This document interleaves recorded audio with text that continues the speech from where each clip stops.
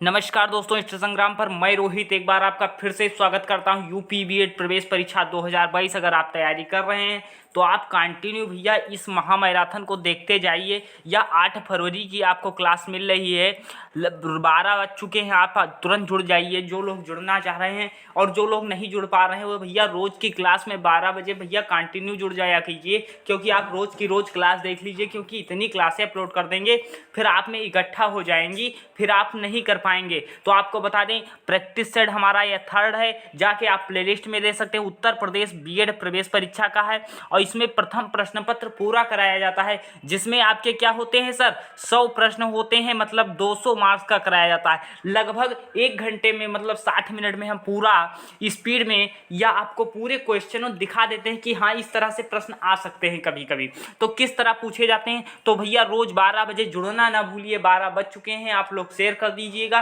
तो चलिए शुरू करते हैं। बिल्कुल प्रैक्टिस सेट 3rd और इसकी पीडीएफ हमारे टेलीग्राम पर मिल जाती है, जिसकी लिंक डिस्क्रिप्शन बॉक्स में आप जाकर जुड़ जाइए। भैया यह सभी वर्गों के लिए है, बीए बीएससी बीकॉम आप कुछ भी किए हो तो भैया तुरंत शुरू करते हैं। कहते हैं यूं ही नहीं मिलते तमन्नाओं के शहर, चलना भी जरूरी है मेरे दोस्त मंजिल पाने के लिए। तो चलिए आपको दिखाते हैं कि आज की क्लास में कौन से प्रश्न आपके लिए एग्जाम में बन सकते हैं। जी हाँ दोस्तों, अब यह सामान्य ज्ञान का टेस्ट है। आपका सामान्य ज्ञान का खंड आ होता है, इसमें 50 प्रश्न आते हैं। तो बिल्कुल पेपर के जैसा आपको प्रश्न कराया जा रहा है कि किस तरह लेवल बढ़ सकता है, घट सकता है, या अरिहंत के प्रैक्टिस सेट पूरे 15 दिन के अंदर आपको खत्म कर दिए जाएंगे। तो क्या है, पहला क्वेश्चन आपका क्या है कि निम्नलिखित में से प्राचीनतम राजवंश कौन सा है। भैया प्राचीनतम राजवंश कौन सा है, मौर्य है, गुप्त है, कुषाण है, कर्ण है। तो आप लोग जानते होंगे भली भांति कौन हो जाएगा, मौर्य हो जाएगा। तो मौर्य वंश के संस्थापक कौन होते हैं सर, तो मौर्य वंश के संस्थापक आपके चंद्रगुप्त मौर्य हो जाते हैं। चंद्रगुप्त मौर्य मौर्य वंश के संस्थापक हो जाते हैं। नेक्स्ट आपका क्या है, सेकंड नंबर क्वेश्चन है कि चावल के निर्यात के मामले में भारत का विश्व में कौन सा स्थान है। सर पहला है, दूसरा है, तीसरा है या चौथा है। तो भारत की प्रमुख खाद्यान्न फसल कौन सी होती है, तो सर चावल ही होता है, यह खाद्यान्न फसल होती है। और भारत का विश्व में कौन सा स्थान है चावल के उत्पादन में, तो सर क्या है, दूसरा स्थान भारत का हो जाता है। नेक्स्ट आपका क्या है, 3rd नंबर क्वेश्चन है कि निम्नलिखित में से कौन सा सुमेलित नहीं है। अब आपको यहाँ से 4 प्रश्न तैयार हो जाएंगे, बिल्कुल इंपॉर्टेंट, आप लिख भी सकते हैं। जैसे असम में जो है बिहू है, बिहू जो है किसका है, लोक नृत्य। मान लीजिए बिहू कहाँ मनाया जाता है, असम में मनाया जाता है। पोंगल जो है तमिलनाडु में मनाया जाता है। बैसाखी जो है पंजाब में मनाया जाता है। जबकि ओणम जो है आंध्र प्रदेश में नहीं मनाया जाता। ओणम कहाँ मनाया जाता है सर, तो ओणम जो है आपका केरल में मनाया जाता है। या आप लिख भी सकते हैं ओणम कहाँ का नृत्य है या कहाँ मनाया जाता है, तो ओणम जो है केरल में मनाया जाता है। यहाँ से आपके 4 प्रश्न क्लियर हो गए। नेक्स्ट आपका 4 नंबर क्वेश्चन है कि सुगौली की संधि 1816 में किसके बीच संपन्न हुई। आपसे पूछा जाएगा सुगौली की संधि कब हुई, तो 1816 में हुई थी। किसके बीच हुई थी, ईस्ट इंडिया कंपनी व नेपाल के बीच, ईस्ट इंडिया कंपनी व मिथिला के बीच, ईस्ट इंडिया कंपनी अवध के बीच, अवध का नवाब और नेपाल के बीच। तो आप बताने का प्रयास कीजिएगा, ईस्ट इंडिया कंपनी व नेपाल के बीच या सुगौली की संधि होती है। नेक्स्ट आपका क्या है, 5 नंबर क्वेश्चन आपकी स्क्रीन पर कौन सा है कि जनसंख्या वितरण को, भैया जनसंख्या जो होती है वितरण को सर्वाधिक प्रभावित, भैया अब बता दीजिए सर्वाधिक जनसंख्या किस प्रदेश में है भारत के, तो उत्तर प्रदेश में है। अब उत्तर प्रदेश में हो जाती है तो जनसंख्या वितरण सर्वाधिक प्रभावित करने वाला तत्व कौन सा है कि जनसंख्या को कौन प्रभावित करेगा, खनिज संपदा प्रभावित करेगी या मृदा संरचना प्रभावित करेगी या जलवायु प्रभावित करेगी या प्राकृतिक वनस्पति। तो इसमें आपको प्रभावित यह सब करते हैं, पर सर्वाधिक कौन करता है उसे आपको बताना है। तो सर क्या हो जाएगा, जलवायु आपका हो जाएगा, क्योंकि जलवायु आपकी ज्यादा प्रभावित करती है कि आप किस जलवायु में पले बढ़े हैं। नेक्स्ट आपका क्या है कि विवेकानंद रॉक मेमोरियल कहाँ स्थित है। विवेकानंद रॉक मेमोरियल स्थित है तो आपको कोलकाता में है, रामेश्वरम में है, चेन्नई में है और कोच्चि में है। आप बताने का प्रयास कीजिए कहाँ है यह आपका विवेकानंद रॉक मेमोरियल, रामेश्वरम में स्थित है। नेक्स्ट आपका स्क्रीन पर क्वेश्चन कौन सा है, अब आपको यहाँ पे बताते हैं। नेक्स्ट आपका 7 नंबर क्वेश्चन है कि 7 नंबर क्वेश्चन क्या है कि राष्ट्रपति लोकसभा में आंग्ल भारतीय समुदाय के कितने व्यक्तियों को प्रतिनिधित्व न होने की स्थिति में भैया अब सबसे पहले क्या है कि राष्ट्रपति जो है लोकसभा में कितने एंग्लो इंडियन मतलब आंग्ल भारतीय समुदाय के नियुक्त करता है। तो आपको बता दें लोकसभा में 2 करता है, अगर आपसे राज्यसभा में पूछा जाए तो राज्यसभा में करेगा 12 करेगा। राज्यसभा में कितने मनोनीत करता है, तो राज्यसभा में राष्ट्रपति जो होता है 12 मनोनीत करता है, जबकि लोकसभा में कितने करता है 2 करता है। नेक्स्ट आपका क्या है कि जैन मतानुसार उनके अंतिम में से एक पहले तीर्थंकर कौन थे। भैया जैन जो होते हैं, जैन के कितने तीर्थंकर हुए हैं सर, तो आपसे पूछा गया है या बीएड में कि जैन में 24 तीर्थंकर हुए हैं। 24 तीर्थंकर में इन्होंने क्या पूछा है कि पहले कौन थे, तो पहले आपको बताना है पार्श्वनाथ थे, ऋषभदेव थे, या महावीर थे, या जो थे या कौन थे भद्रभाहु थे। इसमें आपको पहले तीर्थंकर का नाम बताना है। अब आप बताइए कि इसमें पहले तीर्थंकर कौन थे, यह बताने का प्रयास कीजिए आप लोग जो लोग जुड़े हैं। इसमें जो आपका दिया है क्वेश्चन को आप समझने के प्रयास कीजिए। आप कुल लोग बता दिए भैया सर क्या होंगे ऋषभदेव होंगे, पर वह गलत हो जाएंगे। क्यों गलत हो जाएंगे आपको बताते हैं कि जैन मतानुसार के अनुसार उनके अंतिम में से एक पहले तीर्थंकर का नाम बताइए। मतलब कितने थे, कुल 24 थे, 24 थे, और उसमें क्या है कि अंतिम से एक पहले तीर्थंकर का नाम बताइए। मतलब 23वें तीर्थंकर का आपसे नाम पूछा। देखिए घुमा दिया प्रश्न को इसने कि 23वें तीर्थंकर का नाम ऐसे पूछा जा सकता था, पर आपसे पूछा है कि अंतिम से एक पहले तीर्थंकर का नाम बताइए। मतलब 23वें ही पूछा है, तो आपका क्या हो जाएगा पार्श्वनाथ हो जाएगा। पहले तीर्थंकर अगर पूछा जाता तब ऋषभदेव हो जाते, और 23वें पूछा गया है सर तो पार्श्वनाथ हो जाते हैं। देखिए इस क्वेश्चन को घुमा दिया गया, इस क्वेश्चन को आप लिख भी सकते हैं। अब क्या है नेक्स्ट आपका क्वेश्चन है कि कपिल मुनि द्वारा प्रतिपादित दार्शनिक प्रणाली कौन सी है। कपिल मुनि द्वारा प्रतिपादित दार्शनिक प्रणाली कौन सी है। पूर्व मीमांसा, उत्तर मीमांसा, सांख्य दर्शन, न्याय दर्शन। तो कपिल मुनि ने कौन सा जो है दार्शनिक प्रणाली किया था, तो सांख्य दर्शन हो जाता है। अगर आपसे पूछा जाए योग दर्शन किसने किया था, योग दर्शन किसने किया था, तो आप बता सकते हैं पतंजलि ने किया था। योग दर्शन के प्रतिपादक कौन थे, पतंजलि ने। यह सब आपके प्रश्न पूछे जा चुके हैं। और उत्तर मीमांसा आपसे पूछा जाएगा जैमिनी करते हैं, न्याय कौन करते हैं, गौतम करते हैं। तो ये सारी चीजें बिल्कुल चारों चीज हमने बताने का प्रयास किया। 10 नंबर क्वेश्चन आपको बताना है। अभी आप लोग जो लोग जुड़े हैं भैया शेयर कर दो वीडियो को, और जो लोग बाद में वीडियो को देखते हैं भैया 12 बजे देख लीजिए क्या कीजिए। तो चलिए नेक्स्ट 10 नंबर क्वेश्चन। 10 नंबर आपकी क्वेश्चन है जो क्या है, निम्नलिखित देशों में तमिल एक प्रमुख भाषा है। भैया कि तमिल कहाँ की प्रमुख भाषा है, म्यांमार की है, इंडोनेशिया की है, मॉरिशस की है, या सिंगापुर की है, आप बताने का प्रयास कीजिए। तो प्रमुख भाषा तमिल किसकी है, तो सिंगापुर की तमिल भाषा प्रमुख भाषा हो जाएगी।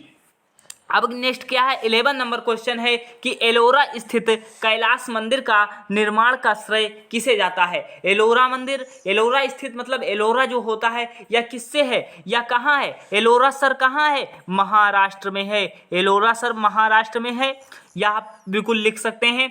और एलोरा स्थित कैलाश मंदिर का निर्माण का श्रेय किसे जाता है, तो राष्ट्रकूटों को जाएगा। यह डी ऑप्शन आपका सही हो जाएगा। 12 नंबर क्वेश्चन आपकी स्क्रीन पर है कि इसमें क्या होगा। जो 12 नंबर आप बताने का प्रयास कीजिए कि क्या है कि भुगतान संतुलन के विपरीत होने की दशा में निम्नलिखित में से कौन सा कदम स्थित सुधारने में आवश्यक होगा। जैसे भुगतान संतुलन या इकोनॉमिक्स का क्वेश्चन है कि भुगतान संतुलन क्या है कि अगर कम हो जाए, विपरीत हो जाए तो क्या है करेंगे, कौन सा कदम करेंगे भैया। विमुद्रीकरण कर देंगे, या अधिमूल्यन कर देंगे, या अवमूल्यन कर देंगे। अवमूल्यन करना मतलब कम करना, वैल्यू कम कर देना। भुगतान संतुलन जब विपरीत हो जाए तो वैल्यू कम कर देना। मतलब किसमें कौन सा कदम सहायक होगा, अवमूल्यन सहायक होगा। पैसे की वैल्यू कम हो जाए, यह क्या होगा, अवमूल्यन होगा। नेक्स्ट आपका 13 नंबर क्वेश्चन है। नेक्स्ट बिल्कुल इंपॉर्टेंट क्वेश्चन कि मेवाड़ के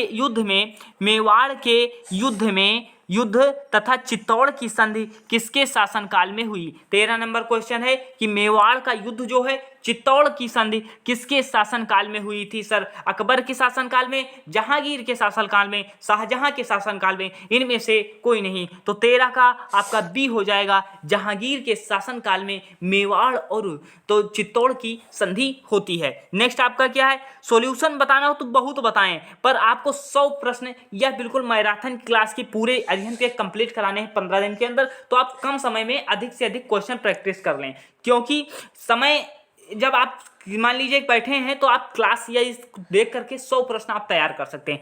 अब 14 नंबर प्रश्न है कि दांडी यात्रा, यहाँ पे आपसे क्वेश्चन पूछा गया था कि पिछले साल की दांडी यात्रा कब शुरू हुई थी, कब शुरू, डायरेक्ट उसमें प्रश्न ही पूछ लिया था। तो सर क्या पूछा था कि 12 मार्च से लेकर के 6 अप्रैल तक दांडी मार्च चली थी, यह 2021 का प्रश्न है। तो 12 मार्च से लेकर के 6 अप्रैल तक आपकी दांडी यात्रा चली थी। तो दांडी यात्रा आपसे इसमें क्या पूछा गया है कि गांधी जी ने कितनी दूरी तय करके नमक कानून का विरोध किया था, 248 किलोमीटर, 385 किलोमीटर, 284 किलोमीटर या 348 किलोमीटर। तो आप क्या वह करेंगे, यहाँ पे जो ऑप्शन है इसके हिसाब से 385 किलोमीटर हो जाएगा।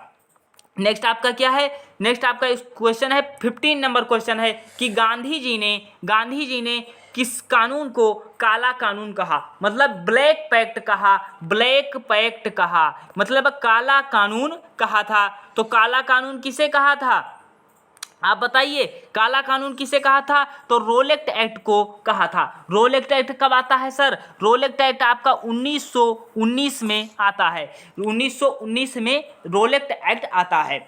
अब आपको बता दें एक पुस्तक भी याद आ रही है, हिंद स्वराज। हिंद स्वराज किसकी पुस्तक थी? तो हिंद स्वराज पुस्तक महात्मा गांधी की पुस्तक थी, 1919 के आसपास की पुस्तक है महात्मा गांधी की, 1900 शायद 19, हाँ 19, ये आप याद रख लीजिए, 1919 ना याद कीजिए, आप याद कर सकते हैं हिंद स्वराज किसकी पुस्तक थी, तो यह महात्मा गांधी की पुस्तक थी। आपसे एक क्वेश्चन यहाँ से और पूछा जाएगा कि हंटर आयोग किससे संबंधित है? तो हंटर आयोग किससे संबंधित है सर? शिक्षा से संबंधित है। हंटर आयोग किससे संबंधित है? शिक्षा से। यह भी आपसे प्रश्न पूछा जा सकता है। नेक्स्ट आपका क्या है, 16 नंबर क्वेश्चन है कि ब्रिटिश संसद का सदस्य बनने वाला सबसे भारतीय कौन था? सबसे पहला भारतीय ब्रिटिश संसद का सदस्य बनने वाला कौन था? बंकिम चंद्र चटर्जी थे, डब्ल्यू.सी. बनर्जी थे, दादा भाई नौरोजी थे, इनमें से कोई नहीं थे। तो ब्रिटिश संसद का सदस्य बनने वाला पहला भारतीय बताइए, जिसे the grand old man of India कहा जाता है, भारत का वृद्ध आदमी कौन था, वह जिसे कहा जाता है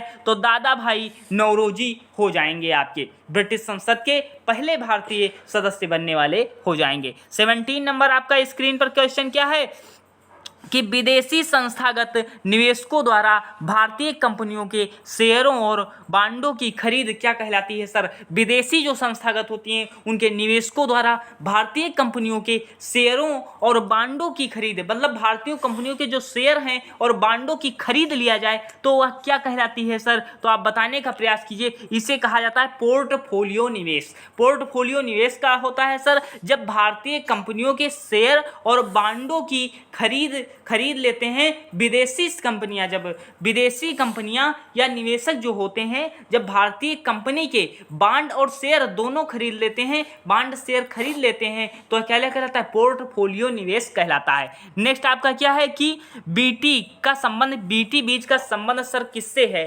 बीटी बीज का संबंध किससे? चावल से है, गेहूं से है, कपास से है, तिलहन से है। तो आप इसे याद कर सकते हैं, बीटी का संबंध कपास से हो जाएगा। 18 नंबर क्वेश्चन आपको हो गया। 19 नंबर आप बताने का प्रयास कीजिए।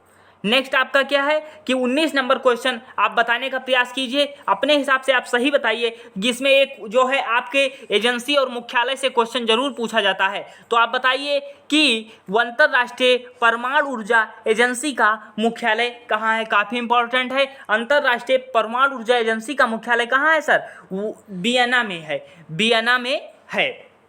अब आपसे एक क्वेश्चन और पूछा जाएगा कि वियना जो है, वियना की राजधानी क्या है? तो ऑस्ट्रिया की राजधानी जो है वियना हो जाएगा। ऑस्ट्रिया ऑस्ट्रिया की राजधानी क्या है सर, वियना हो जाएगा। यह चीज हो सकता है। रेशा फसलें निम्नलिखित में से कौन सी होती हैं, रेशा फसलें कौन सी होती हैं, जूट होता है, गन्ना होता है, अलसी होता है, कपास होता है, मक्का होता है या तंबाकू होता है, कपास होता है, सन होता है, जूट होता है, या सन होगा या कपास होगा या मक्का होगा। तो आपको बता दें कि 20 नंबर का क्वेश्चन का आंसर क्या होगा, कपास होता है, सन होता है, जूट होता है। यह तीनों आपके क्या होते हैं सर, रेशे वाली फसल होती हैं। कपास है, सन है, जूट है, यह रेशे वाली फसल हो जाती हैं। नेक्स्ट आपका क्या है कि पवन वेग किससे संबंधित है सर, पवन वेग जो होता है 21 नंबर क्वेश्चन है कि पवन वेग संबंधित है पृथ्वी के चक्रण से, पृथ्वी के घूर्णन से, दाब प्रवणता से, तापमान से। तो आप बताने का प्रयास कीजिए किससे संबंधित है, तो दाब प्रवणता से संबंधित है। पवन वेग का संबंध किससे होगा सर, तो पवन वेग का संबंध सर दाब प्रवणता से होगा। आप लोग भैया जो लोग बाद में देख रहे हो भैया कंटिन्यू क्लास देख लीजिए, सारी क्लासें आप देख लीजिए क्योंकि यह तीसरी क्लास आपकी उपलब्ध कराई जा रही। अब देखिए इंपॉर्टेंट क्वेश्चन है कि 22 नंबर कि यदि आंग्ल भारतीय समुदाय को लोकसभा में पर्याप्त प्रतिनिधित्व पर्याप्त न हो तब समुदाय के 2 सदस्यों को नामित किया जा सकता है। यह चीज़ आपको बता दी हमने। किसके द्वारा नामित किया जाता है सर, राष्ट्रपति द्वारा या प्रधानमंत्री द्वारा, किसके द्वारा नामित किया जाता है, तो राष्ट्रपति द्वारा नामित किया जाता है। यहाँ पे कुछ चीज़ें और बता दें, राष्ट्रपति सर किस अनुच्छेद में है सर, राष्ट्रपति अनुच्छेद 52 में है। राष्ट्रपति किस में है सर, अनुच्छेद 52 में है। और लोकसभा का अध्यक्ष है, जैसे आपको बता दें लोकसभा क्या होता है सर, लोकसभा किस अनुच्छेद में होती है सर, तो लोकसभा आपको बता दें अनुच्छेद 81 में होती है। अनुच्छेद 81 में सर प्रधानमंत्री किस अनुच्छेद में होता है, प्रधानमंत्री अनुच्छेद 75 में होता है। यह चीज़ आपको क्लियर हो चुकी होगी। नेक्स्ट आपका क्या है कि भारत के संविधान में, भारत में जो है संविधान में भारत के राष्ट्रपति चुनाव के लिए नागरिक को कितनी आयु पूरी कर लेनी चाहिए। भारत में जो है भारत के राष्ट्रपति जो होते हैं इनके चुनाव जो हैं के लिए नागरिक को जो कितनी आयु पूरी कर लेनी चाहिए, 25 वर्ष, 30 वर्ष, 35 वर्ष, 18 वर्ष। तो 35 वर्ष होगा, 35 वर्ष आयु होनी चाहिए, वह भारत का नागरिक होना चाहिए, वह पागल व दिवालिया नहीं होना चाहिए। ये सारी शर्तें होती हैं। तो क्या है, राष्ट्रपति चुनाव के लिए 35 वर्ष आयु पूरी कर लेनी चाहिए। नेक्स्ट आपका क्या है 24 नंबर क्या है कि किसने कहा था भैया, किसने कहा था कि अच्छा नागरिक अच्छा राज्य बनाता है और बुरा नागरिक बुरा राज्य बनाता है। प्लूटो ने कहा था, रूसो ने कहा था, अरस्तु ने कहा था, यह लास्की ने कहा था। तो अगर आपने कहा है अरस्तु तो आप बिल्कुल सही हो जाएंगे क्योंकि अच्छा आदमी अच्छा राज्य बनाता है, बुरा नागरिक बुरा राज्य बनाता है। यह आपका बिल्कुल सी ऑप्शन सही हो जाएगा। नेक्स्ट आपका क्या है 25 है कि यहाँ से 2 तरीके से यह क्वेश्चन घुमा सकता है 25 नंबर कि संसद अगर है सदस्य, संसद सदस्य, संसद में, संसद आपसे पूछेगा संसद किस अनुच्छेद में है सर, तो संसद किस अनुच्छेद में है, अनुच्छेद 79 में है। अनुच्छेद 79 में क्या होता है 79 संसद होता है। तो संसद जो होता है संसद में अपनी सदस्यता गंवा देगा यदि वह सत्रों से निरंतर अनुपस्थित रहे, मतलब 45 दिन या 60 दिन या 90 दिन या 365 दिन। तो आपको हम बता दें वह अगर 60 दिनों तक अनुपस्थित रहता है तो भैया वह संसद में अपनी सदस्यता गंवा देता है। यह कहीं आपको मिल सकता है 2 महीने भी मिल सकता है और 60 दिन मिल सकता है। जो ऑप्शन में मिले वही आप क्लिक कीजिएगा। नेक्स्ट आपका स्क्रीन पर क्वेश्चन क्या है 26 नंबर क्वेश्चन है कि भारत में अविशिष्ट शक्तियां निहित होती हैं, केंद्रीय सरकार में, राज्य सरकार में, केंद्रीय सरकार और राज्य सरकार दोनों में, स्थानीय स्वशासन में। तो भारत में जो अविशिष्ट शक्तियां किसमें निहित होती हैं, तो आपको बता दें केंद्र सरकार में, मतलब केंद्रीय सरकार में निहित होती हैं। आप लोग कहेंगे केंद्र सरकार या राज्य सरकार, भैया जब केंद्र सरकार दिया गया है, जब कोई बड़ा चीज दिया गया है तो छोटा क्यों क्लिक करेंगे, तो आपको क्या है केंद्र सरकार हो जाएगा। नेक्स्ट आपको क्या है कि बुद्ध को ज्ञान की प्राप्ति कहाँ हुई, बुद्ध को प्रबोध कहाँ प्राप्त हुआ, प्रबोध कहाँ प्राप्त हुआ। यहाँ पे देखिए घुमा दिया क्वेश्चन को, प्रबोध चाहे कहे चाहे ज्ञान कहे सर, ज्ञान कहाँ प्राप्त होता है, तो ज्ञान कहाँ प्राप्त हुआ, बोध गया में प्राप्त हुआ था सर। बुद्ध ने, महात्मा बुद्ध जो थे इन्होंने पहला उपदेश कहाँ दिया था सर, तो इन्होंने पहला उपदेश सारनाथ में दिया था। पहला उपदेश कहाँ दिया था? सारनाथ में दिया था। नेक्स्ट आपका क्या है? 28 नंबर क्वेश्चन है कि प्रथम गैर कांग्रेसी प्रधानमंत्री सर कौन थे? चंद्रशेखर थे, चौधरी चरण सिंह थे, I.K. गुजराल थे, मोरारजी देसाई थे। तो 28 का मोरारजी देसाई आपके बिल्कुल सही हो जाएंगे। गैर कांग्रेसी प्रधानमंत्री जो थे मोरारजी देसाई बनते हैं प्रथम गैर कांग्रेसी प्रधानमंत्री। नेक्स्ट आपका क्या है? 29 क्वेश्चन है। 29 सर क्या है? जितने भैया यूट्यूब पे आपको पढ़ा रहे हैं, आपका समय खा रहे हैं, लाइव ला करके बात करेंगे कौन दे रहा है आंसर कौन नहीं दे रहा है, भैया उससे क्या मतलब। आप प्रश्न हल कीजिए, आपको 60 मिनट में लगभग 100 प्रश्न कराए जा रहे हैं। 100 प्रश्न आपका करना है। आप क्या है, आपको कॉलेज लेना है, आपको इधर उधर नहीं भटकना है, तो आप सारी क्लास देख डालिए। प्लेलिस्ट अभी हम बना देंगे और प्लेलिस्ट में सारी यह क्लास मिल जाएगी। अब क्या है 29 में, संसदीय शासन प्रणाली में वास्तविक कार्यपालिका की शक्ति किसके पास होती है सर? कार्यपालिका की शक्ति किसके पास होती है? संसद के पास होती है सर, या प्रधानमंत्री के पास होती है, या राष्ट्रपति के पास होती है, या नौकरशाही क्या होता है? तो सर आपके बता दें, प्रधानमंत्री के पास होती है। अब प्रधानमंत्री के पास वास्तविक कार्यपालिका की शक्ति होती है। अब प्रधानमंत्री सर किस अनुच्छेद में होता है? 75 में होता है सर। और आपको बता दें संसद किस में होता है? अनुच्छेद 79 में होता है। राष्ट्रपति किस अनुच्छेद में होता है सर? अनुच्छेद 52 में होता है। यह चीज़ें 3 चीज़ें बता दी। नेक्स्ट आपका क्या है?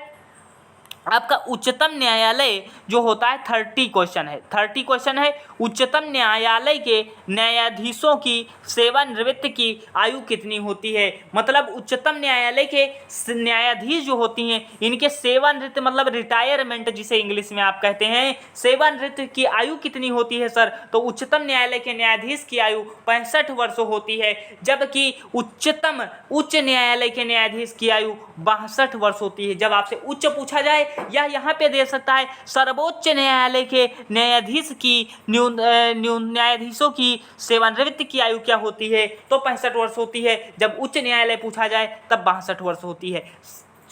चीजें क्लियर हो गई होंगी आपकी।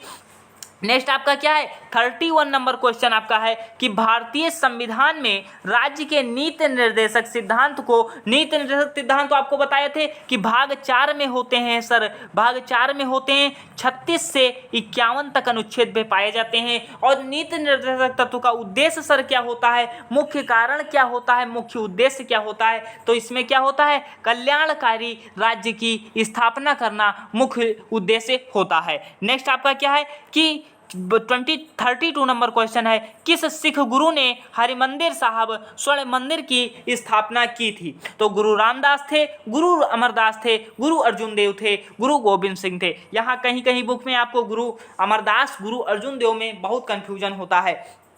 तो यहाँ पे आप देख लीजिए कि यहाँ पे जो इस बुक में दिया गया है वह अर्जुन देव दिया गया है। अर्जुन देव भी माना जा सकता है क्योंकि भूमि जो ली थी वह अमरदास ने ली थी, पर मंदिर किसने बनवाया था? अर्जुन देव ने बनवाया था। तो अर्जुन देव जो थे, गुरु अर्जुन देव ने स्वर्ण मंदिर की स्थापना की थी। गुरु अर्जुन देव को किसने फांसी दी थी? तो सिखों के जो थे गुरु कौन थे? जो अर्जुन देव थे, अर्जुन देव को फांसी जहांगीर ने दी थी। जहांगीर ने दी थी। जहांगीर ने कब फांसी दी थी इनको? तो आपको बता दें 1605 में अकबर की मृत्यु होती है। अकबर की मृत्यु होती है। जहांगीर गद्दी पर बैठता है, मतलब सिंहासन संभालता है। जहांगीर आता है 1606 में जो होता है गुरु अर्जुन देव को जी को फांसी दे देता है। तो गुरु अर्जुन देव को फांसी दे देता है। जो कौन देता है? जहांगीर देता है। और स्वर्ण मंदिर की स्थापना अर्जुन देव कह सकते हैं आप कि हाँ की थी। नेक्स्ट आपका 33 क्वेश्चन आपका क्या है कि सहारा प्रदेश में धूल दानों क्या है? सर सहारा प्रदेश जो होता है उसमें धूल दानों के नाम से जाना जाता है। तो धूल दानों सर क्या होता है? प्रातःकाल चलने वाली तीव्र आंधी होती है, धूल से युक्त हवा होती है, बालू का स्तूपों का खिसकाव होता है, धूल भरी वर्षा होती है। तो आप 33 में तो आपको बता दें कि प्रातःकाल में जो चलती है तीव्र आंधी, प्रातःकाल में चलने वाली तीव्र आंधी होती है जिसे धूलदानो कहा जाता है, सहारा प्रदेश में चलती है। नेक्स्ट आपका क्या है कि चूना पत्थर का कायांतरित रूप क्या है? सर चूना पत्थर का रूप जो है कायांतरित रूप क्या होगा? संगमरमर होगा, स्लेट होगा, या ग्रेनाइट होगा, या क्वार्टज होगा? तो 34 का आप आंसर दीजिए कि संगमरमर आपका बिल्कुल सही हो जाएगा। चूना पत्थर का कायांतरित रूप कौन सा होगा? तो संगमरमर आपका हो जाएगा। नेक्स्ट आपका क्या है 35 क्वेश्चन है, बिल्कुल इंपॉर्टेंट है कि विश्व में कॉफी का अधिकतम उत्पादन सर कहाँ होता है? तो कॉफी का उत्पादन चीन में होता है, ब्राजील में होता है, या मैक्सिको में होता है, या कोलंबिया में होता है? तो आपको बता दें कि जो है कॉफी का उत्पादन सर्वाधिक विश्व में ब्राजील में होता है। जबकि आपसे भारत में अगर पूछा जाए तो भारत में कौन सा राज्य है जो कॉफी में शीर्ष उत्पादन करता है? तो सर कर्नाटक जो आपका राज्य हो जाता है। कर्नाटक जो होता है कॉफी का शीर्ष उत्पादन मतलब कॉफी का अधिकतम उत्पादन भारत का राज्य कौन है? एकमात्र कर्नाटक आपका हो जाता है। नेक्स्ट आपका क्या है अवमूल्यन का उद्देश्य सर क्या होता है? अवमूल्यन सर क्या होता है? अवमूल्यन क्या है? वैल्यू घटा देना, मुद्रा कम कर देना, मुद्रा के मूल्य को कम कर देना। उद्देश्य क्या होता है सर? निर्यात को प्रोत्साहन। जैसे जब आप मुद्रा के मूल्य को घटा दिए या मुद्रा के मूल्य को घटा दिए या क्या करेंगे तो आपसे क्या करेंगे लोग ज़्यादा है जैसे निर्यात करेंगे, निर्यात प्रोत्साहन होगा। तो 36 से क्या होगा आपसे? 36 क्या होगा? निर्यात का प्रोत्साहन होता है, निर्यात प्रोत्साहन होता है, या निर्यात में वृद्धि आपको ऑप्शन मिल जाएगा। निर्यात में वृद्धि आपको ऑप्शन मिल जाएगा कि अवमूल्यन से क्या होता है? तो निर्यात में वृद्धि या निर्यात में प्रोत्साहन मिल जाता है, या आपको मिल जाएगा प्रश्न। 37 नंबर प्रश्न क्या होता है सर? तो 30 नंबर 7 क्या होता है? प्रिंस ऑफ वेल्स म्यूजियम कहाँ स्थित है? प्रिंस ऑफ वेल्स म्यूजियम कहाँ स्थित है? 37 का बताने का। नई दिल्ली में, कोलकाता में, मुंबई में और चेन्नई में। तो यह कहाँ पर है? तो यह मुंबई में हो जाएगा। नेक्स्ट आपका 38 क्वेश्चन क्या है? डीजल लोकोमोटिव, जहाँ पे कुछ बताने वाली चीज़ें होती हैं, इंपॉर्टेंट होती हैं, वह जरूर बताया जाता है। 38 क्या होता है? डीजल लोकोमोटिव कारखाना सर कहाँ स्थित है? तो डीजल लोकोमोटिव कारखाना चितरंजन में है, पेरम्बूर में है, वाराणसी में है, या कपूरथला में है? तो 38 का आंसर दीजिए। तो वाराणसी आपका बिल्कुल सही हो जाएगा। डीजल लोकोमोटिव कारखाना वाराणसी में स्थित है। नेक्स्ट आपका क्या है कि सर्वाधिक जनसंख्या जो है, जनसंख्या घनत्व वाला महाद्वीप कौन सा है सर? सर्वाधिक जनसंख्या महाद्वीप 7 महाद्वीप सर आपके कुल हैं, 7 महाद्वीप होते हैं। सबसे छोटा महाद्वीप कौन है? ऑस्ट्रेलिया महाद्वीप होता है। अब क्या है जनसंख्या घनत्व सबसे अधिक किस में पाई जाती है? एशिया में पाई जाती है, या यूरोप में पाई जाती है, या अफ्रीका महाद्वीप में पाई जाती है, या ऑस्ट्रेलिया महाद्वीप में पाई जाती है? तो भैया जहाँ जिस महाद्वीप में आप क्लास देख रहे हैं उसी महाद्वीप में सर्वाधिक जनसंख्या का घनत्व हो रहा है, और जिस प्रदेश में देख रहे हैं वहां पर भी जनसंख्या घनत्व है। आप समझ सकते हैं कि जनसंख्या घनत्व आपसे बता दें कि सबसे कम किस प्रदेश में है? तो सबसे कम प्रदेश किस प्रदेश में है? आपको बता दें सबसे कम प्रदेश जनसंख्या घनत्व होता है तो आंध्र प्रदेश में होता है। और सर्वाधिक जनसंख्या घनत्व कहाँ है सर भारत में? तो दिल्ली में हो जाता है। सर्वाधिक जनसंख्या घनत्व कहाँ है? दिल्ली में हो जाता है। और सर्वाधिक जनसंख्या घनत्व किस महाद्वीप में है? तो एशिया महाद्वीप में हो जाती है। फोर्ट विलियम कॉलेज कहाँ स्थित है? फोर्ट विलियम कॉलेज कहाँ स्थित है? या बताइए कि फोर्ट विलियम कॉलेज चेन्नई में है, या मसूलीपट्टनम में है, या कोलकाता में है, या नई दिल्ली में है? तो जो लोग क्लास देख रहे हैं उनके लिए क्या है, यह आपको होमवर्क दिया जा रहा है कि फोर्ट विलियम कॉलेज की स्थापना कब हुई थी। 2 ऑप्शन दिए जा रहे हैं, आप लोग कमेंट सेक्शन में जरूर बताइएगा कि 1801 में फोर्ट विलियम कॉलेज की स्थापना होती है या 1601 में होती है। इन 2 ऑप्शन में बताइए, या आपको तीसरा कोई लग रहा होगा तो जरूर बताइएगा कि फोर्ट विलियम की कॉलेज की स्थापना किस सन में हुई थी है, 1801 में या 1601 में, या आप बताइएगा। तो फोर्ट विलियम कॉलेज की स्थापना सर कब होती है? तो कोलकाता में होती है। नेक्स्ट आपका कहाँ है, कौन सा क्वेश्चन है? नेक्स्ट आपका क्या है 41 नंबर क्वेश्चन है सर, प्रकाश वोल्टीय सेल के प्रयोग और सौर ऊर्जा का रूपांतरण करने से निम्नलिखित में से किसका उत्पादन होता है सर। प्रकाशीय वोल्टीय सेल के प्रयोग से सौर ऊर्जा का रूपांतरण करने से किसका उत्पादन होता है सर। तो आपको बता दें कि जैसे जो होता है 41 नंबर आपका स्क्रीन पर जो क्वेश्चन है कि प्रकाशीय वोल्ट सेल के प्रयोग से सौर ऊर्जा का रूपांतरण करने से किसका उत्पादन होता है, विद्युत ऊर्जा का होता है उत्पादन। किसका उत्पादन होगा, तो प्रकाशीय वोल्ट के सौर ऊर्जा का रूपांतरण करने से, जैसे सौर ऊर्जा का आप जब रूपांतरण करेंगे तो विद्युत ऊर्जा का उत्पादन होता है। नेक्स्ट आपका क्या है 42 नंबर स्क्रीन पर क्वेश्चन है कि बायोडीजल के उत्पादन में निम्नलिखित में से कौन सी प्रक्रिया अपनाई जाती है। ट्रांसमिशन अपनाई जाती है, अनुलेखन अपनाई जाती है, ट्रांसएस्टरिफिकेशन अपनाई जाती है या अनुवाद। बायोडीजल के उत्पादन में कौन सी प्रक्रिया अपनाई जाती है, 42 का आंसर दीजिए। तो ट्रांस हो जाता है, एस्ट्रिफिकेशन हो जाता है। तो बायोडीजल में कौन सी अपनाई जाती है, ट्रांस एस्ट्रिफिकेशन प्रक्रिया अपनाई जाती है। नेक्स्ट क्या है, अमोनिया का एक गुण कौन सा है सर।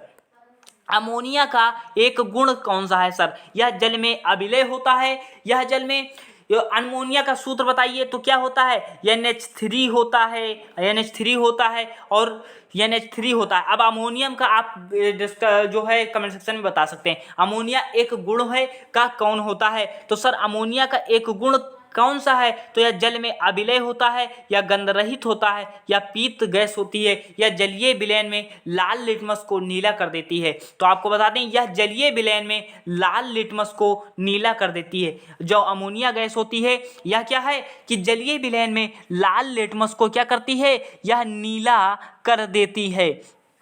यह आपको बिल्कुल सही हो गया होगा आपका आंसर।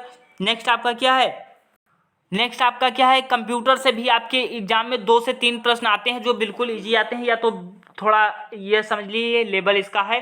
अब आपको पूछा जाएगा कि उस युक्त को क्या कहा जाता है जो कंप्यूटर आउटपुट को टेलीफोन लाइनों में प्रेषित करने के लिए रूपांतरित करती है। भैया आउटपुट डिवाइस क्या होती है सर, मॉनिटर होती है। मॉनिटर क्या है सर, आउटपुट डिवाइस है। प्रिंटर क्या है सर, प्रिंटर आपसे पूछा जाए तो मॉनिटर और प्रिंटर यह दो याद कर लीजिए आउटपुट डिवाइस होती हैं। तो आपसे बता दें कि उस युक्त को क्या कहा जाता है जो कंप्यूटर आउटपुट को टेलीफोन लाइनों में प्रेषित करने के लिए रूपांतरित करती है। तो 44 का आप आंसर दीजिए। तो मॉडेम जो होता है आपका क्या करता है, या आउटपुट को टेलीफोन लाइनों में प्रेषित करने, मतलब मॉडेम क्या होता है, इसका कंप्यूटर की मम्मी होता है। मतलब यह पूरा हब होता है पूरे कंप्यूटर को जोड़ने का या लाइन प्रेषित करने के लिए रूपांतरित करना आउटपुट टेलीफोन को। तो यह क्या होता है, पूरा हब होता है, समझ लीजिए। नेक्स्ट आपका क्या है 45 क्या होता है कि दिल का दौरा किस कारण से होता है। हृदय पर जीवाणु का हमला होता है, हृदय गति का रुक जाना होता है,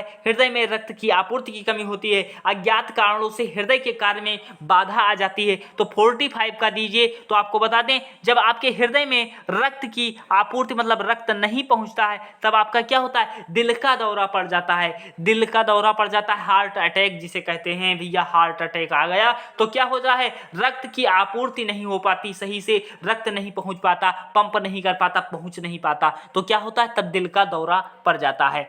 नेक्स्ट आपका क्या है 46 नंबर क्वेश्चन है कि इसमें से विषम बताइए सर। संगमरमर होता है, चाक होता है, चूना होता है, बुझा चूना क्या होता है सर। तो 46 आप बताइए। संगमरमर है, चाक है, यह सब क्या है, चट्टान है। पर बुझा चूना क्या है, यह आप केमिकल रिएक्शन से आप कर सकते हैं, केमिकल रिएक्शन से कर सकते हैं। तो बुझा चूना यहाँ पर बिल्कुल अलग हो जाएगा। नेक्स्ट आपका क्या है 47 नंबर क्या है कि जैव निम्नीकृत अपशिष्ट को किसकी सहायता से उपयोगी पदार्थ में रूपांतरित किया जाता है। जैसे जैव जो निम्नीकृत अपशिष्ट पदार्थ होते हैं भैया उनको किसकी सहायता से उपयोगी बनाया जा सकता है। जो अपशिष्ट पदार्थ होते हैं उसको किसकी सहायता से भैया उपयोगी बना सकते हैं, जीवाणु की सहायता से, न्यूक्लियर प्रोटीन की सहायता से, या रेडियो सक्रिय पदार्थ की सहायता से, या विषाणु की सहायता से। तो आपको बताते हैं न्यूक्लियर प्रोटीन की सहायता से आप क्या कर सकते हैं, उपयोगी पदार्थ में रूपांतरित कर सकते हैं। अपशिष्ट जो होते हैं उपयोगी पदार्थ में आप क्या कर सकते हैं, रूपांतरित कर सकते हैं। नेक्स्ट आपका 48 नंबर क्वेश्चन है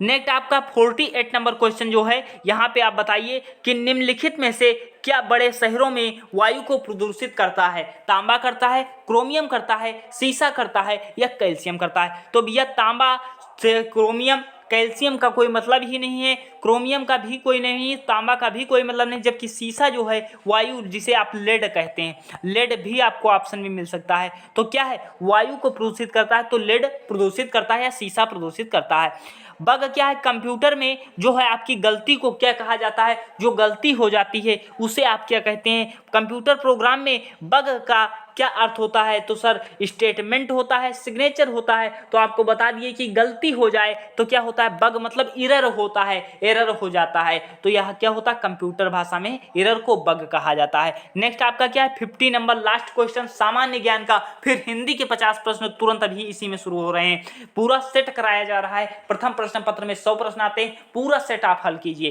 कास्ट स्प्रिट क्या होती है सर? मेथिल एल्कोहल होती है, एथिल एल्कोहल होती है, ब्यूटिल एल्कोहल होती है, प्रोपिल एल्कोहल होती है। तो कास्ट स्प्रिट आप बताने का प्रयास कीजिए। तो कास्ट स्प्रिट क्या होता है सर? मेथिल एल्कोहल होता है। अब आपकी हिंदी की श्रृंखला शुरू हो रही है 50 प्रश्नों की। खंड बा में जो है 50 प्रश्न आपके हिंदी या इंग्लिश से पूछे जाते हैं। तो हम आपको हिंदी का प्रैक्टिस सेट आपको करा रहे हैं कि जान पर खेलना, जान पर खेलना का तात्पर्य सर क्या होता है? प्राणों को संकट में डालना, निडर होना, बलवान होना, किसी की ना मानना। तो मतलब जान पर खेल गया भैया, जान पर खेल गए तो क्या होता है सर? प्राणों को संकट में डाल देना, प्राणों को संकट में डालना मतलब क्या होता है? जान पर खेलना होता है। नेक्स्ट आपका क्या है, 52 नंबर क्वेश्चन है कि कौन सा जो होता है, कौन सा छंद 22 से 26 वर्ड और 4 चरणों वाला होता है? कौन सा छंद 22 से 26 जो वर्ड होते हैं 4 चरणों वाला होता है? तो 52 का आप आंसर दीजिए। तो सवैया जो होता है आपका, या 22 से 26 वर्ड होते हैं 4 चरणों वाला होता है, तो आपका यह सवैया हो जाता है। छंद से क्वेश्चन नहीं पूछे गए हैं आज तक बीएड में, परंतु आपको पढ़ा दिया जाएगा। यह भी अलंकार से क्वेश्चन आते हैं, रस से क्वेश्चन आते हैं, छंद से अभी तक क्वेश्चन बीएड में नहीं पूछा गया। नेक्स्ट आपका क्या है कि आवश्यकता से अधिक त्याग करने वाले के लिए, आवश्यकता से अधिक धन खर्च करने वाले के लिए एक शब्द क्या होता है सर? 53 का आप बताने के। तो आवश्यकता से जो अधिक धन खर्च करता है या धन का त्याग करता है, तो उसके लिए क्या एक शब्द होगा? तो उसके लिए क्या होगा? अपरिग्रह हो जाएगा, अपरिग्रह हो जाएगा। और कंजूसी से धन व्यय करने वाला क्या होता है? कंजूसी से धन व्यय करने वाला, कल आप क्लास देखे होंगे तो आपको पता होगा कि कंजूसी से धन करने वाला मितव्ययी होता है। और जो होता है, जो क्या कहते हैं, अधिक धन खर्च कर देता है, व्यर्थ धन खर्च करने वाला अपव्ययी होता है। नेक्स्ट क्या है, सांप सूंघना मुहावरे का सर क्या अर्थ होता है? तो सांप सूंघना मुहावरे का अर्थ क्या होता है सर? प्रसन्न हो जाना। कहते हैं क्या सांप सूंघ गया आपके, तो क्या हो? प्रसन्न होना, दुखी होना, सहम होना या भाग जाना। तो भैया सांप सूंघ जाना मतलब मुहावरे का अर्थ क्या होगा? तो सहम हो जाना, सहम जाना होता है। नेक्स्ट आपका 55 नंबर क्वेश्चन क्या है कि पछताने के लिए कौन सा मुहावरा होता है सर? पछताने के लिए कौन सा मुहावरा उपयुक्त है? हाथ पसारना, हाथ पर हाथ धरे बैठना, हाथ मलना और हाथ धो बैठना। तो पछताने के लिए क्या होता है सर? जब क्या है, जब गांव भाषा क्या होती, अब पछताए क्या है? तो जब पछताए क्या है, जब आप इस समय क्लास देख लीजिए तो बाद में आप पछताने का कोई नहीं होगा, मतलब आप क्या करेंगे? हाथ नहीं मलेंगे बाद में आप इस समय क्लास देखिए। जब आपका एग्जाम आएगा तो कितनी क्लासें देखेंगे? आप इस समय प्रैक्टिस सेट करते जाइए, और आप एग्जाम टाइम भी आप प्रैक्टिस सेट कर सकते हैं, थ्योरी पढ़ करके फिर बाद में फिर प्रैक्टिस सेट करते हैं। 1-2 बार आप प्रैक्टिस सेट कर, 2-2 बार देख लीजिएगा, क्योंकि आपको प्रैक्टिस सेट पूरे याद हो जाए कि हाँ इसमें तरह क्वेश्चन बनते हैं। कौन सा मुहावरा उपयुक्त है? तो हाथ मलना पछताने के लिए हो जाता है। शून्य का तद्भव क्या होगा सर? तत्सम जो होता है, तत्सम क्या होता है सर? संस्कृत का शब्द होता है। तत्सम जो है कठिन होता है सर। तत्सम या तालव्य व्यंजन अगर मिल जाए कहीं, तालव्य सा जो मिलता है या लगभग तत्सम ही होता है। अब आपको बता दें शून्य का तद्भव क्या होगा? तद्भव क्या होगा? शून्य होगा, शून्य होगा या शून्य होगा या शून्य होगा। तो आपको बता दें शून्य जो है यह वाला शून्य होगा, तद्भव होता है। शून्य का तद्भव क्या होगा सर? शून्य होगा। नेक्स्ट आपका क्या है, 57 नंबर क्वेश्चन स्क्रीन पर आपका है कि शाक का तद्भव शब्द क्या होगा? शाक होगा, शाख होगा या साग होगा या चाकू होगा। तो साग जो है यह तद्भव होता है, और साग का तत्सम सर क्या होता है? साग का तत्सम शाक होता है। यह 57 नंबर है। नेक्स्ट आपका 58 नंबर जो सर्वनाम से काफ़ी इंपॉर्टेंट यहाँ से क्वेश्चन जो है आपके बनते हैं। 58 नंबर क्वेश्चन में क्या बनेगा, निम्नलिखित में से कौन सा अनिश्चयवाचक सर्वनाम है। अनिश्चयवाचक मतलब कौन सा है, कोई पता तो है नहीं कि कौन आ रहा है भैया, तो कोई अनिश्चयवाचक हो जाता है। कौन क्या है, कौन सर्व क्या है, प्रश्नवाचक सर्वनाम है।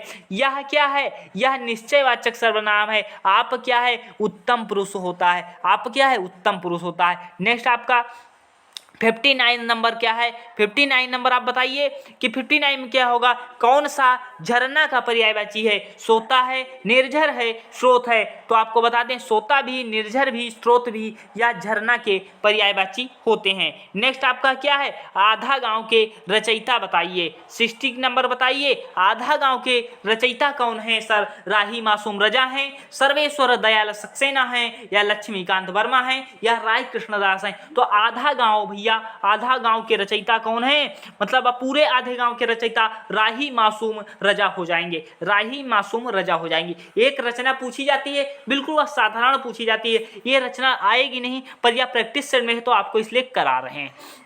नेक्स्ट आपका क्या है, जिसने अपना ऋण चुका दिया है उसके लिए एक शब्द क्या होगा भैया। जिसने ऋण अपना चुका दिया वह क्या होता है, जिसने अपना ऋण चुका दिया उसके लिए एक शब्द बताइए। उरंग होगा, उऋण होगा, ऋणमय होगा या ऋण विहीन होगा। तो उऋण हो जाएगा। जिसने अपना ऋण चुका दिया हो उसके लिए एक शब्द क्या होगा, उऋण हो जाएगा। स्तुति का विलोम, विलोम क्या होता है सर, शब्द का उल्टा कर देना। स्तुति मतलब क्या होता है, स्तुति मतलब क्या होगा, निंदा होगा, प्रशंसा होगा, विस्तुत होगा, अस्तुत होगा। तो स्तुत का विलोम सर क्या होगा, स्तुति का विलोम निंदा होता है। नेक्स्ट आपका क्या है, नेक्स्ट आपका जो है प्रत्यय होता है। प्रत्यय जो होते हैं शब्द के लास्ट में लगते हैं। तो अगु धन आई होता है, अगु धन आई, आई होता है, अगुआई होता है। तो क्या यहाँ पे प्रत्यय क्या है सर, आई होता है। तो यहाँ पे आई प्रत्यय आपका हो जाएगा। नेक्स्ट क्या है, भव उक। यहाँ पे यह चीज़ जो है बिल्कुल कंफ्यूजन में है कि आप कौन सी संधि करेंगे। औ है, औ जब बनेगा यहाँ पे तो है स्वर संधि है। भावुक जो है यहाँ पे स्वर संधि तो है, स्वर संधि है, पर यह स्वर संधि का कौन सा पार्ट है यह जरूर आप बताइएगा। जब औ मिलेगा, औ मिलेगा और ऊ मिलेगा, जब औ मिलेगा और ऊ मिलेगा, इसके बारे में यह जो है कंफ्यूजन का क्वेश्चन है, इसलिए आपको हम यार नहीं बता रहे हैं। तो इसमें क्या है, भावुक में जब बनेगा तो स्वर संधि बनेगा, स्वर संधि बनेगा। और इसका जो है प्रश्न जो है पिन कर दिया जाएगा कि इसमें कौन सा आंसर होगा। नेक्स्ट आपका इस बुक में जो है यह क्वेश्चन गलत दिया गया है। नेक्स्ट आपका क्या है, 65 है। 65 सर क्या है, स्वर कितने होते हैं सर। तो स्वर कितने, 5 होते हैं सर, नहीं 7 होते हैं, नहीं 9 होते हैं, 10 होते हैं, नहीं होते हैं सर। स्वर कितने होते हैं सर, 11 स्वर होते हैं, 11 स्वर होते हैं। यह चीज़ आपको बता भी दे चुके हैं हम कई अपनी क्लास में, वर्णमाला की क्लास हमारे यहाँ हो चुकी है, उस पर भी बताया गया है कि स्वर कितने होते हैं सर, 11 होते हैं। अगर आपसे पूछा जाए संतोष का विलोम सर क्या होगा, असंतोष होगा या वितोष होगा या संताप होगा या प्रकोप होगा। तो 66 का आप आंसर दीजिए, संतोष का विलोम क्या होगा, असंतोष हो जाएगा। नेक्स्ट आपका 67 नंबर क्वेश्चन आपकी, नेक्स्ट 67 नंबर जो क्वेश्चन आपका है कि विद्वान का पर्यायवाची क्या होता है। पर्यायवाची सर किसका होता है, पर्यायवाची मतलब समानार्थी शब्द होता है। तो विद्वान मतलब रामनाथ कोविंद जी जो अपने राष्ट्रपति हैं, तो कोविंद का अर्थ भैया विद्वान होता है। कोविंद का अर्थ क्या होता है, विद्वान होता है। कोविंद का पर्यायवाची विद्वान होता है। तो 67 आपका हो गया। अब 68 आप बताइए कि निम्नलिखित में से कौन सा हिरंग का पर्यायवाची है। तो हिरंग का क्या हो जाएगा सर, तो हिरंग का हरिण भी होता है, कुरंग भी होता है, सारंग भी होता है। यह भी बिल्कुल आपका चारों ऑप्शन सही हो जाएंगे। नेक्स्ट आपका क्या है, पंचरत्न। पंचरत्न में आप बताइए कौन समास होता है। पंचरत्न में जब आपको मिला जाए, कभी अगर बहुव्रीहि न मिले तो अगर दुग मिले तो आप क्या है, दुग समास में क्या होता है, पहला शब्द संख्यावाची होता है। पंचरत्न समास का विग्रह बताइए तो क्या होगा, 5 रत्न जो हैं समूह, 5 रत्न हैं जो 5 रत्नों का समूह या 5 रत्नों का संग्रह या 5 रत्न समूह। तो 5 रत्नों का समूह अगर आपसे आंसर में मिलेगा तो आप बिल्कुल सही हो जाएंगे। अगर 69 का बी आप लोगों ने दिया है तो आप बिल्कुल सही हो जाएंगे। नेक्स्ट आपका 70 नंबर क्वेश्चन है, जिस पर विजय पाना कठिन हो उसके लिए सर क्या होगा? दुर्दम्य होगा या दुर्जय होगा या कुर्जय होगा या सुरजय होगा? तो अगर आप दुर्दम्य लगा रहे हैं तो आप बिल्कुल हो जाएंगे गलत, क्योंकि दुर्गम में नहीं होता है, दुर्जय होता है। जिस पर विजय पाना कठिन हो उसके लिए एक शब्द क्या होता है? दुर्जय होता है सर। नेक्स्ट आपका क्या है? 71 नंबर क्वेश्चन है, पर आंखें नहीं भरी, पर आंखें जो हैं नहीं भरी, इस काव्य संग्रह के रचयिता कौन है? आंखें नहीं भरी कौन से रचयिता हैं इसके? महादेवी वर्मा हैं या पंत हैं या सुमंगल सिंह सुमन हैं या राम बिच्छ बेनीपुरी हैं? तो 71 का आंसर आप देने का प्रयास कीजिए। तो इसमें क्या है? शिवमंगल सिंह सुमन हो जाएंगे। पर आंखें नहीं भरी काव्य संग्रह है, इसके रचयिता मंगल सिंह मतलब शिवमंगल सिंह हो जाते हैं। नेक्स्ट आपका 72, यह इंपॉर्टेंट है क्वेश्चन। 72 इंपॉर्टेंट है। चोर की दाढ़ी में तिनका किस अर्थ में प्रयोग होता है सर? अपराधी व्यक्ति सदैव प्रसन्न रहता है, अपराधी व्यक्ति सदैव संकित रहता है, चोर की दाढ़ी में तिनका उलझ जाता है, अपराधी अपनी पोल स्वयं खोल लेता है, तो अपराधी व्यक्ति सदैव सशंकित रहता है। यह आपका बिल्कुल बी क्वेश्चन आपका बिल्कुल सही हो जाएगा। 72 का क्या होता है सर? बी होता है। अब 73 मतलब 73 का आंसर दीजिए कि यह भी इंपॉर्टेंट क्वेश्चन है, कई एग्जाम में पूछा जा चुका है कि निम्नलिखित में से कौन सा वाक्य शुद्ध है? राम और सीता वन में गए, राम और सीता बन गए, राम और सीता वन को गए, राम और सीता वन की ओर गए। आप बताइए इसमें कौन सा होगा? तो अगर आपने जो जिन भाइयों ने आंसर दिया है कि राम और सीता वन को गए, वह बिल्कुल सही हो जाएंगे। राम और सीता वन को गए, यह बिल्कुल शुद्ध वाक्य हो जाता है। नेक्स्ट आपका क्या है? मित्र का तत्सम बताइए। तो भैया मित्र तत्सम क्या होता है? कठिन शब्द होते हैं, संस्कृत के शब्द होते हैं, और जो हिंदी शब्द होता है वह तद्भव होता है, वह सरल रूप होता है। तो क्या है? मित्र जो है आपका तत्सम हो जाता है, जबकि मित्र क्या है सर? मित्र जो है तद्भव हो जाता है। मित्र जो क्या है? मित्र आपसे पूछा जाए तो मित्र तत्सम है, मित्र क्या है? तद्भव हो जाता है। तो मित्र का तत्सम क्या होगा सर? मित्र होता है। नेक्स्ट आपका क्या है? परिणाम में कौन सा उपसर्ग होता है? परिणाम की संधि किस तरह लिखी जाती है आपको बता दें, परिधन नाम लिखेंगे, परिधन नाम लिखेंगे। जब यह ना जो है ड़ा में परिवर्तित हो जाता है तो परि उपसर्ग होता है यहाँ पर सर, तो परि उपसर्ग आपका यहाँ पे हो जाता है। 75 नंबर क्वेश्चन आपको करा दिया गया। अब 76 नंबर क्वेश्चन आप बताएंगे कि क्या होता है सर? तो आपको बता दें कि महाधन उत्सव में किसका संधि विच्छेद है सर? तो महाधन उत्सव कौन सा संधि विच्छेद है? महोत्सव है। तो महोत्सव आप बिल्कुल गलत हो जाएंगे, पर महोत्सव होगा, क्योंकि यहाँ पे क्या है? महा है, धन ऊ है, तो क्या होता है? जाकर के ओ बनता है। ओ किस में आता है सर? ए ओ अर आ जाता है, तो गुण स्वर संधि हो जाता है। यहाँ में कौन सी संधि है?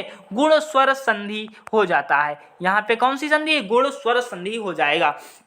नेक्स्ट आंसर में कौन है? 77 नंबर क्वेश्चन है, आंसर देने की कोशिश कीजिए। निम्नलिखित में से कौन एक प्रेमचंद्र की कहानी नहीं है? बड़े भाई साहब, पूस की रात, ठाकुर का कुआं, चिप की दावत। तो प्रेमचंद्र जी की कहानी नहीं है, पूस की रात प्रेमचंद्र जी की कहानी है, यह बताइए। पूस की रात प्रेमचंद्र जी की कहानी है, तो पूस की रात जो है प्रेमचंद्र की कहानी है नहीं है, तो किसकी कहानी है यह आप बताइए।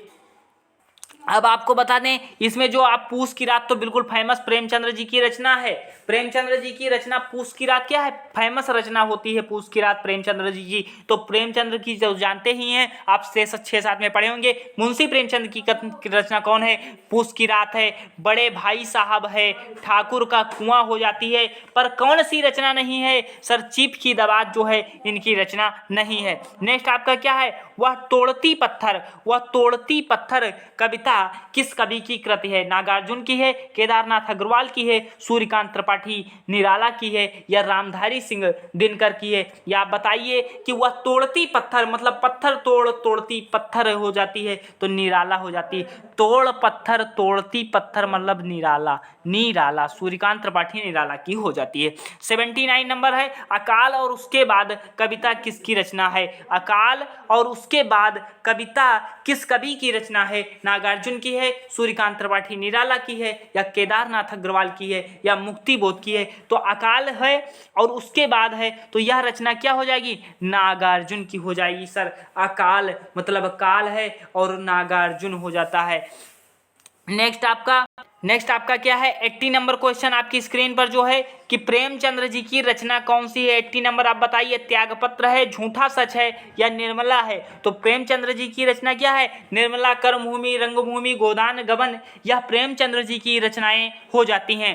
81 नंबर क्वेश्चन आप बताइए, निम्नलिखित में से कौन सी रचना जयशंकर प्रसाद की नहीं है। कंकाल है, तितली है, आकाशदीप है, परख है। तो आप बताइए, परख जो है यह जयशंकर प्रसाद की रचना नहीं है, बल्कि जो कंकाल है, तितली है, आकाशदीप है, यह जयशंकर प्रसाद की रचना है। नेक्स्ट आपका क्या है 82 नंबर क्वेश्चन क्या है।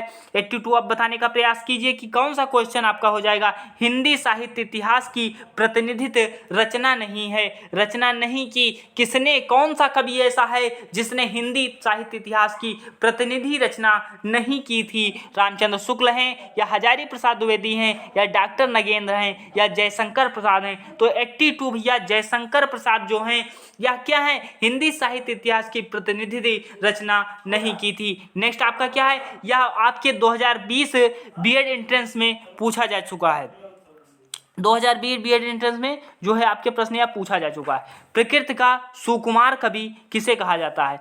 जयशंकर प्रसाद को, सुमित्रानंदन पंत को, नागार्जुन को या केदारनाथ अग्रवाल को। तो प्रकृति का सुकुमार कवि किसे कहा जाता है, यह सुमित्रानंदन पंत हो जाते हैं। यह आपके 2020 में यह प्रश्न आपके पूछा जा चुका है। प्रकृति का सुकुमार कवि किसे कहा जाता है, सुमित्रानंदन पंत को कहा जाता है। नेक्स्ट आपका 84 नंबर क्वेश्चन आपकी स्क्रीन पर है। 84 नंबर क्वेश्चन आपकी स्क्रीन पर जो है 84 आप बताइए फटाक से, सिंहावलोकन किसकी कृति है। तो सिंहावलोकन यशपाल की है, जैनेन्द्र की है, रामधारी सिंह दिनकर की है या निराला की है। तो भैया सिंहावलोकन यशपाल की रचना हो जाती है या कृति हो जाती है। नेक्स्ट आपका क्या है कि 85 नंबर क्वेश्चन आपकी स्क्रीन पर जो है कि सब प्राची पश्चिम भूनभ अपार पूछ रहे दिग दिंगत वीरों का कैसा हो बसंत। आपको यह चीज़ नहीं समझ में आएगी, पर जैसे वीरों का कैसा हो बसंत तुरंत आपको क्लियर होगा। यह टेट के एग्जाम में आपके पूछा जा चुका है कि वीरों का कैसा हो बसंत या किसकी रचना है। तो सुभद्रा कुमारी चौहान की यह रचना हो जाती है। 85 आपका बिल्कुल सही हो जाता है। नेक्स्ट आपका क्या है, किस महिला की रचना है कृति है। 86 क्या होता है, किस महिला की रचना होती है यह। तो कस्तूरी कुंडल बसे किस समकालीन महिला की रचना कृति है। कस्तूरी कुंडल बसे किस समकालीन महिला की जो है यह रचना होती है सर। तो कस्तूरी कुंडल बसे 86 में आप बताइए, मैत्रेय पुष्पा के समकालीन यह रचना कस्तूरी कुंडल बसे की रचना होती है। नेक्स्ट आपका क्या है, साहित्य अकादमी पुरस्कार प्रत्येक वर्ष कितनी भाषाओं में दिया जाता है। तो यहाँ पे यह प्रश्न जो है इसका उत्तर जो है गलत दिया गया है, इसे हम नहीं बताएंगे। साहित्य अकादमी पुरस्कार जो है यह भी प्रश्न आपके अभी हम पिन कर देंगे, कमेंट सेक्शन में पिन कर देंगे। शायद जो है हमारे ख्याल से 24 भाषाओं में दिया जाता है, पर इस बुक में जो है 22 भाषाओं में दिया गया था, तो यह गलत हो जाएगा हमारे ख्याल से। पर इसका प्रश्न जो है हम कमेंट सेक्शन में पिन कर देंगे कि साहित्य अकादमी पुरस्कार प्रत्येक वर्ष कितनी भाषाओं में। तो हमारे हिसाब से यहाँ पर 24 होगा, पर 24 इन्होंने ऑप्शन नहीं दिया है, तो हम देख करके इसे पिन कर देंगे कमेंट सेक्शन में। 87 नंबर क्वेश्चन हम पिन कर देंगे। नेक्स्ट आपका क्या है कि हिंदी साहित्य उद्भव विकास किसकी रचना है।